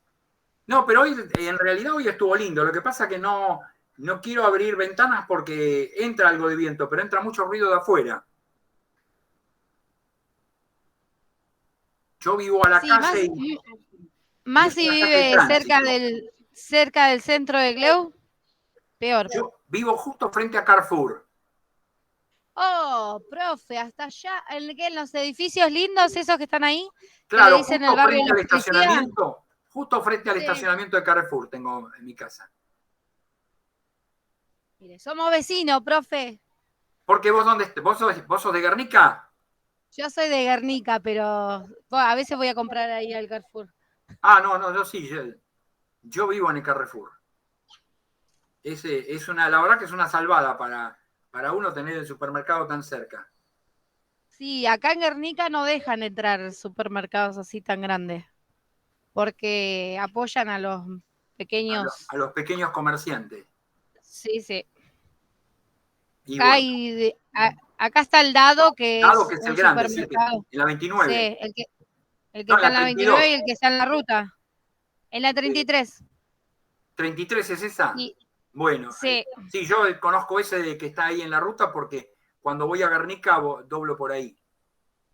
Bueno, está ese, el de la 29, que es del otro lado es Texta, de este lado es la 29, y después hay otro en la 33, que es una sucursal. Ajá. Es lo único que hay. Acá no hay chino, no hay nada. Y después tenés los comercios chiquitos. Te digo que es una buena política. Lo que pasa que acá se quiso hacer el tema de en Almirante Brown se quiso hacer el tema de los chinos, pero en la época que se quiso hacer, la familia del intendente le vendió a un supermercado chino, o sea que fue imposible. Tenían una propiedad grande y se la vendieron a un supermercado chino, con lo cual nunca se pudo sacar la ordenanza. Bueno. No, acá no los dejan entrar, ni por casualidad. Profe, Sí. en el chat están preguntando sobre el final, no sé qué estaba diciendo. Perdón, ¿Era oral? Salgo, a ver. Está interesante, pero estaban preguntando por el tema de oral o escrito va a ser el final. María Fernanda Sánchez. Claro. No, María Fernanda, le dije que en principio la idea nuestra es tomar el final escrito. Perdón, oral. ¿Por qué? Porque a algunos sé que no les gusta el oral, pero tengan en cuenta de que el oral siempre es una posibilidad más. Porque el que no está seguro de las cosas, cuando escribe, lo escrito está, ya no se puede cambiar, ¿sí? Yo no puedo interpretar lo que ustedes quisieron poner, sino lo que pusieron. En cambio, si uno está tomando un oral y la persona que está hablando se equivoca, uno sí lo puede decir, mirá, ¿estás seguro que esto es así? ¿Te parece? O puede darle una orientación como para que siga. Ahora, si vos te trabas en un escrito, yo no te puedo. Está bien que nosotros, al menos particularmente, yo y Sandra, que estuvo conmigo el otro día, también somos de orientar, no Sí, es que, profe. No es que nos quedamos. Nos dejaron con Susana y Susana, chicos, tienen que leer. Nos mató Susana, profe. Bueno, lo que pasa que no es que sea. Susana Susana hace muchos años que es docente, pero hace poco que está con nosotros. A lo mejor todavía no combinamos. El otro profesor sí, no te decía todo, pero te orientaba. Bueno, porque Eduardo hace años que está con nosotros también, ¿sí? Lo que pasa es que Susana hace muchos años que es docente. Profe, ¿sí? ¿Cómo se llama? Eduardo, ¿cómo es el apellido? Rincón. Profe? Rincón. Yo lo escuché un par de veces, grabaron las clases de ella y yo lo escuché. Y bueno, sí, me hizo reír Profe, pero... profe. Es un loco de la guerra. Sí. Pero por más que te digan las cosas, pero igualmente, ¿sí no estudiaste? Igualmente sí, lo vamos a charlar con Susana, le vamos a decir que sí, que trate de orientar un poco. Tampoco ¿Sabe por qué lo digo, profe? Disculpe. Disculpe, no, porque yo he escuchado de que dice que en esta cátedra se ayudó mucho y es como que los profes nos dijeron todo, pero no, yo no lo veo así. Porque si vos no estudiás, por más que te digan así para orientarte... obviamente. Si yo te tiro una línea y vos no tenés idea, no vas a salir. Obvio, no lo vas a agarrar ni a garrotazo, pero... ¿Quién fue el que dijo eso, que ayudamos mucho? A mí no me pasó, lo de la ayuda. Lo escuché, profe, no... Profe, a mí lo que me dijeron es que es muy buena cátedra, eso sí. Algún desgraciado fue que dijo eso. Exacto, sí. Pero no que Debía mandar la curatela. Lo que sí dijeron que es muy buena cátedra, que la recomendaban mucho. Sí, eso es verdad. Muy recomendable. Pero de la ayuda yo no sé nada. Siempre dicen eso. ¿Vos, Antonella, sos de Guernica? Sí, profe. Sí. ¿Algo que ver con el doctor Trinidad? No. Porque había un médico que era Trinidad en Guernica. No. Que era cirujano de manos. No, no, profe, nada. Ajá, Nada que ver. bueno. Capaz, ¿no? Pensé- Pero no. ¿Eh? Capaz, pero yo no sé todavía, no. Bueno. Vamos Bueno, a buscar el árbol genealógico de exacto. Anto. No, pero mis Eh, papás son de La provincia. familia común y jurídica, esa. Bueno, vamos a arrancar con un cachito de sucesiones, como para empezar, y no mucho, porque sí. Sí, decime, Micaela. Profe, yo ahora el de integrador, que lo tengo que dar el 19, si Sí. me saco un 6, ¿voy al final también? No, en el integrador el que se saca un 6 promociona la materia. Ah, está bien. Sí, Bueno, voy a sí, tener que ponerme las pilas porque en las 3 me saqué mal y bueno, tengo que ponerme las pilas. Está bien, les voy a reprochar porque vos y algunas más eran de los que estaban siempre en la clase y les fue mal. Los tendría que poner de rodillas sobre maíz, por lo menos. Sí, profe, yo Para soy que uno suban, también. No. como hacían antes. Yo igualmente me veo en el oral, profe, porque estoy conmigo. Yo igualmente me veo en el oral, en el final. ¿Por qué? ¿Cuánto te tenés que sacar? No, yo estoy para el final, para el integrador final. Pero, Jorge, no. Si Ya que tienen, para el final vamos para político. si tienen integrador, ¿por qué van a ir al final? Defiendan el integrador. Bueno, vamos a tratar. Además, las preguntas van a rondar siempre sobre lo mismo. No hay mucha variedad para poner de preguntas. ¿Sí? Pero profe, yo para el final, si yo tengo que dar oral, yo me pongo re nerviosa, no sé qué decir. Y bueno, qué sé. Sí, a todos nos pasa, pero bueno. Tenemos que... Pero es el primer paso. Cuando empezás a hablar ya te olvidás. Sí, más con un De profe que como... estás nervioso y ya está. Lo que tenés que hacer, Micaela, es practicar con alguien, juntate con alguna compañera, algún compañero y traten de preguntarse temas y expongan entre ustedes para aprender a hablar, para aprender a sacarse ese miedo, el miedo escénico. ¿Sí? Está bien. Después voy a preguntar a Nosotros hicimos así, profe. Un día antes, con 4 compañeras que están acá presentes, hicimos eso. Nos juntamos y hicimos un Zoom y bueno, expresamos todo lo que habíamos aprendido. Y sí, es verdad, eso ayudó bastante. Ariana. Sí, eso es bueno. Florencia me pregunta qué vamos a tomar, qué cosas no vamos a tomar en el integrador. Antes del integrador le voy a decir, nos vamos a poner de acuerdo los 4 y vamos a ver qué temas no vamos a tomar en el integrador. ¿Sí? Van a ser pocas preguntas, ¿no, profe? ¿Cómo? ¿Van a ser pocas preguntas o va a ser todo el contenido? Tienen que ser algunas más, tienen que ser mínimo 8, van a tener más tiempo, pero mínimo tienen que ser 8 preguntas porque si no, no podemos abarcar. Calcular que son 18 unidades, no podemos tomar 5 preguntas, porque entonces quedan un montón de temas en el aire. Está bien. Fernando, para el segundo parcial, en el repaso vamos a ver más o menos una idea de las preguntas que pueden ser, así como hicimos para el primero. ¿Vieron que las preguntas que usamos para el repaso, muchas de esas preguntas estuvieron en el parcial? ¿O no? Sí. Es así. Bueno, lo mismo va a pasar en el repaso para el segundo. Muchas de esas preguntas que usemos para repasar las van a tener en el parcial. ¿Sí? Así que, bueno, vamos a poner, aunque sea un poquito, el power de sucesiones. Profe, lo último y lo dejo continuar. Usted dijo que iba a decir en estas clases, en alguna de estas clases, qué es lo que entraba en el segundo parcial y qué es lo que no. Y no sé si lo va a mandar escrito. En el repaso vamos a ver qué es lo que podemos llegar a sacar. En el segundo parcial no hay mucho para sacar. Puede haber algo de contrato, eso de los contratos innominados, los pactos con protección pretoriana, pero después lo demás va prácticamente todo porque es todo importante. Buenísimo, bueno. Esos dos entonces, digamos... Casi seguro, yo igualmente les voy a decir... Los leemos, pero los vamos dejando de lado, ¿no? Sí, yo igualmente les voy a decir qué es lo que que es lo que vamos a saltear. Bueno, genial. Gracias. Bueno, vamos a arrancar.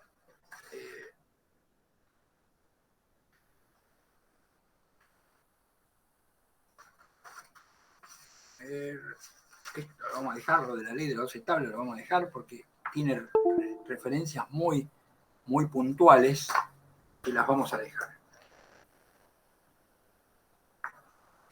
Vamos a ver que la palabra sucesiones, ahí dice la plaquita que en un lenguaje corriente, un lenguaje común, nos va a representar la idea de una relación de tiempo, entre un momento que pasa y otro que sobreviene, ¿sí? De ahí viene la palabra suceso o suceder, ¿sí? Si algo sucede es que algo ocurre, ¿sí? Y algo que ocurre va a tener una relación directa con algo que va a poder volver a suceder después o que sucedió antes. Por eso es una sucesión de hechos, ¿sí? La vida, por ejemplo, es una sucesión de hechos. Pero en cambio, en el lenguaje jurídico, el término sucesión va a implicar la sustitución o el cambio de titularidad en una relación jurídica.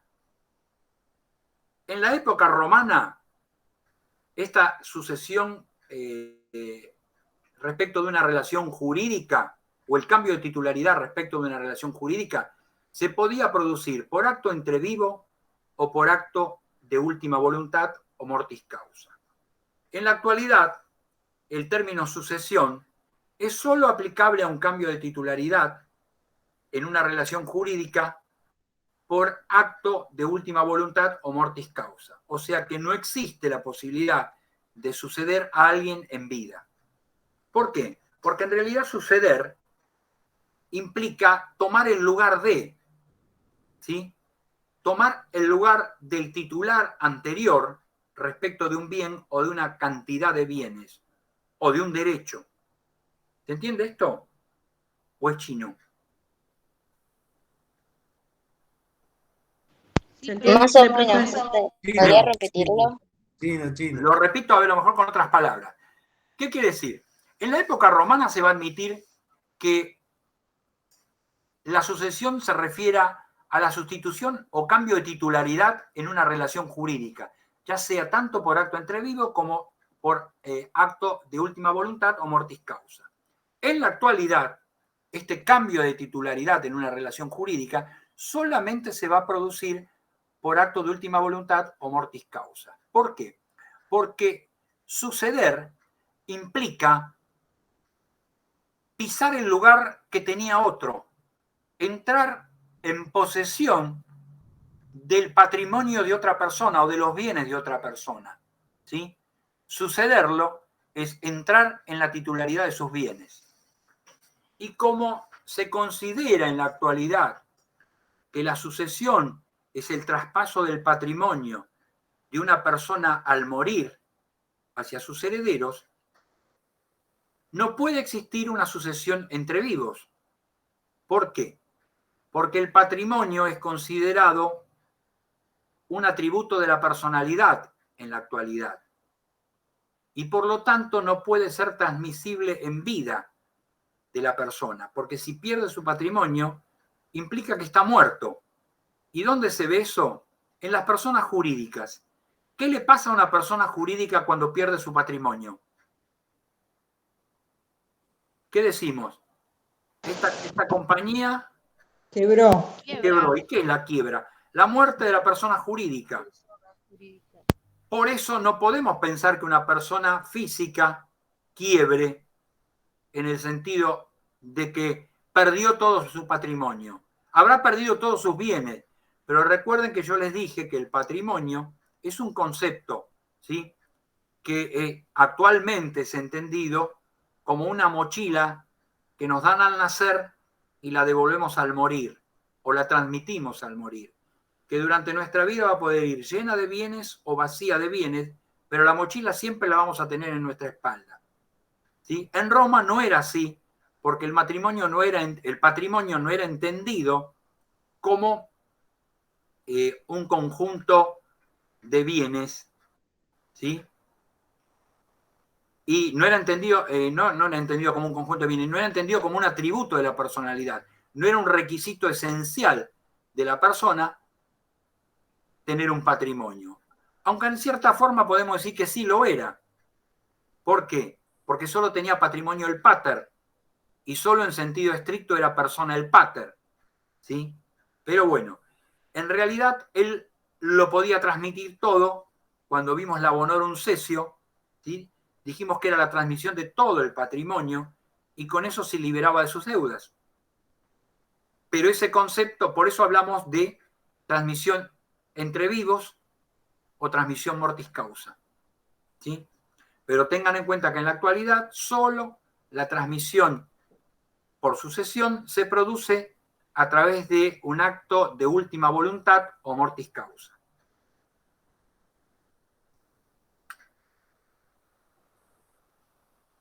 Tengan en cuenta que esto siempre estamos hablando de las sucesiones en Roma, ¿sí?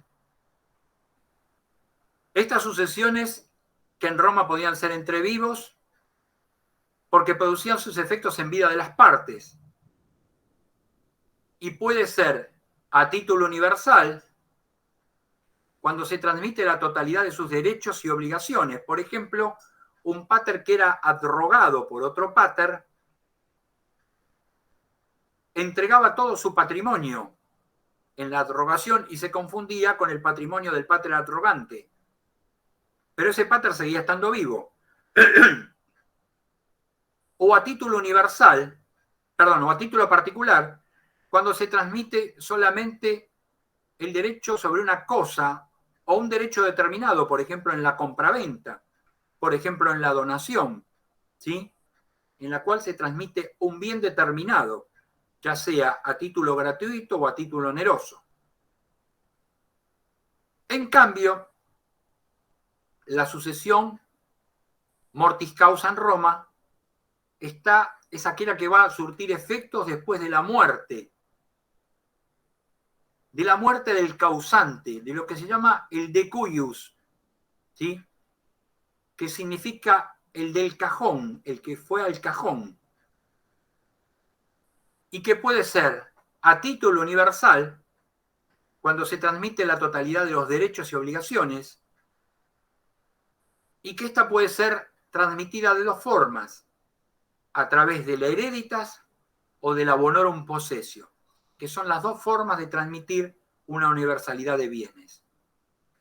O puede transmitirse mortis causa y a título particular, es cuando se transmite una cosa o un derecho determinado y que se transmite a través de un legado, que después lo vamos a ver como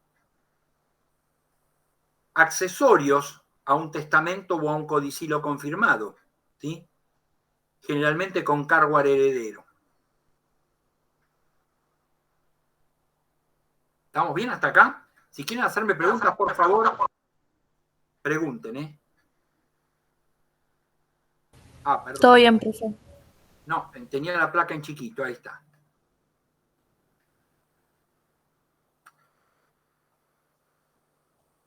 ¿Qué es la hereditas? Cuando hablamos de sucesión universal mortis causa, hablamos en principio de la hereditas. Esta hereditas va a ser regulada por el derecho civil y era un conjunto de derechos y obligaciones que integraban el patrimonio del causante. Por eso, al que es llamado a recibir esta hereditas se denomina heres o herederos y van a ser considerados los continuadores de la persona jurídica del causante, es decir, que ocupan el lugar que éste tenía al momento de su muerte. Por eso hablamos de suceder, que suceder es entrar o pisar el lugar que tenía el causante. Para esta hereditas vamos a considerar dos tipos de herederos. Los herederos necesarios, que van a adquirir la calidad de herederos en el mismo momento de la muerte del causante. O sea, se convierten en herederos ipso iure, de pleno derecho, con la muerte del causante. Y los herederos voluntarios, que solo se hacían herederos cuando aceptaban la herencia. ¿Queda claro esto? Sí. Bueno. Por su parte, la herencia va a presentar 3 etapas o 3 estadios.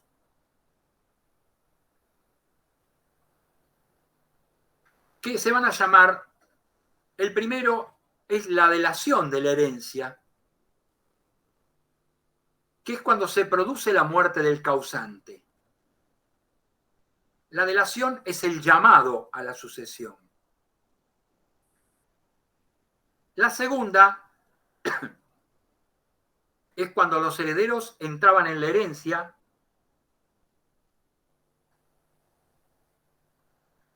y adquirían la calidad de tales, o sea que se convertían en herederos, ya sea de pleno derecho o por haber aceptado la herencia, ya sean necesarios o voluntarios. Y una tercera etapa que va a estar entre la primera y la segunda, que es cuando la herencia está en estado yacente. Este estado de yacencia nunca se va a producir cuando existan herederos necesarios, sino que era solamente cuando existieran herederos voluntarios. Y es en el estado en que se encuentra una herencia desde el momento de la muerte del causante hasta la aceptación por los herederos voluntarios. ¿Qué quiere decir? Está yacente porque está a la espera de ser aceptada. ¿Sí? Por eso yacer es estar tirado.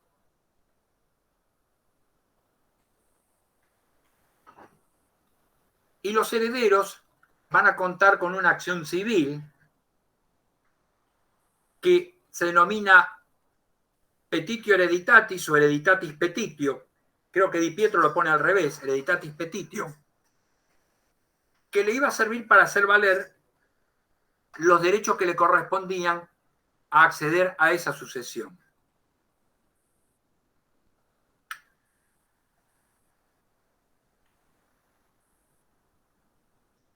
Por otra parte, además de la hereditas, vamos a encontrar con la llamada bonorum possessio o bonorum possessio hereditatis. Esta bonorum possessio hereditatis es también llamada la bonorum possessio pretoriana,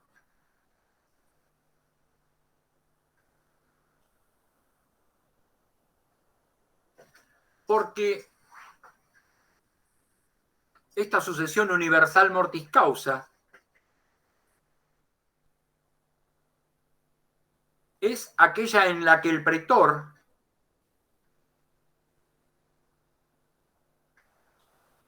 mediante una serie de disposiciones edictales y decretales, ¿sí? Los edictos y los decretos son dos de las formas por las cuales se expresa un pretor.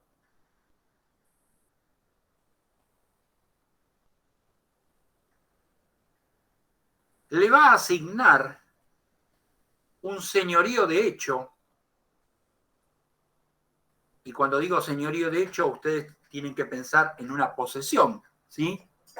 Porque precisamente es un señorío de hecho, llamado bonorum possessio, a aquellas personas que aún no siendo herederas de acuerdo al ius civil, tenían derecho a acceder a la herencia.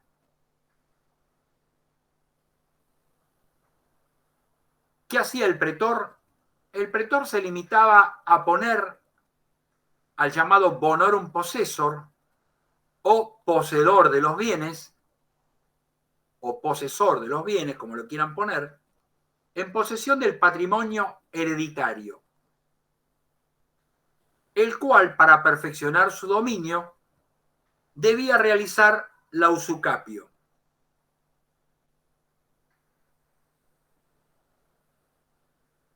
Esta bonorum possessio la tenía que solicitar el interesado, no es que el pretor actuaba de oficio y se le entregaba. Y la tenía que hacer aquel que se consideraba con derecho a la herencia.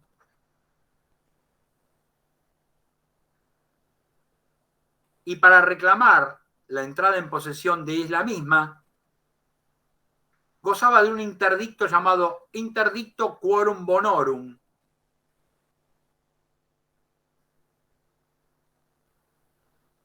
que tenía el carácter de restitutorio.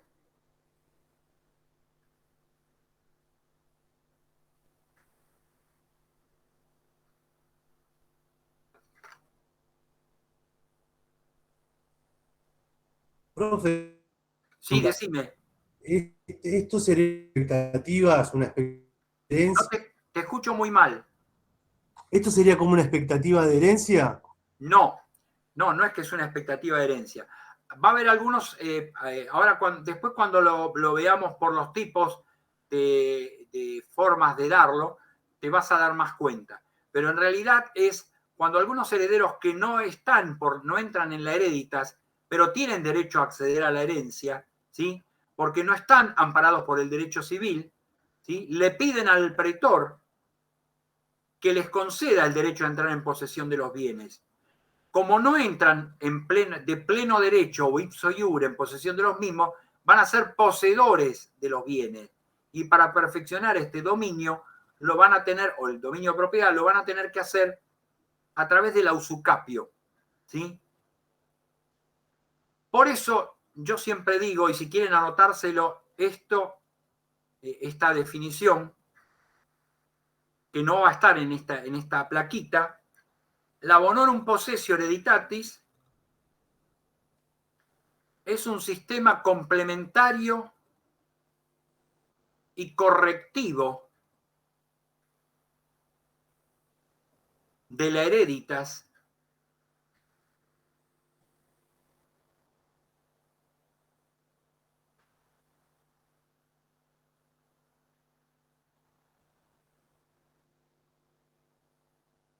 que le permite entrar en posesión de los bienes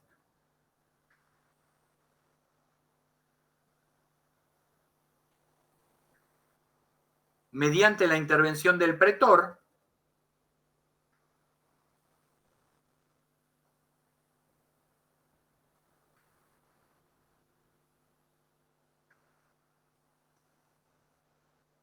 a aquellos que no hubieran podido entrar a través de la hereditas.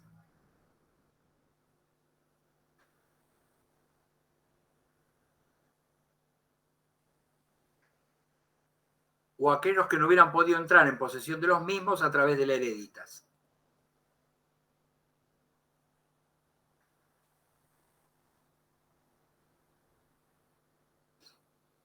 ¿Sí?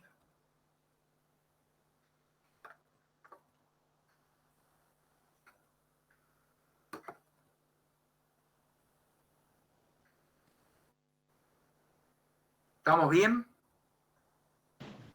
Sí, profe. Bueno, Sí, profe. por hoy vamos a dejar acá, no vamos a avanzar más, porque después ya viene todas las clases de bonorum possessio y todo, y va a ser más... no quiero que nos quedan 2 minutos, después si entro en las clases de bonorum possessio, tenemos como para 20 minutos más, no los voy a dejar colgados. Igualmente venimos bien con los tiempos, así que si tienen alguna pregunta, podemos hablar ahora. Hablen ahora o callen. Por mi parte no. Hablen ahora o callen para los tiempos. Sí, estamos, profe, ya estamos todos. ¿Están bien? Sí, por el momento, profe. Hoy me falló el pescador, no está Seeker, me abandonó. Se fue a pescar. Aprovechó el día. Aprovechó, la verdad que está lindo. Bueno, gente, si no tienen ninguna duda, los dejo, que pasen buen fin de semana, descansen. A estudiar. Gracias, profe. Pila y lectura, profe, pila y lectura. No se confíen, síganse cuidando. Sí, profe. Gracias, profe. Igualmente. Buen fin de Bueno, nos vemos. Chau, Buena chau. semana. Chau, chau. Chao. Gracias, chau, chau. Chau, profe, buen fin de. Gracias, igual.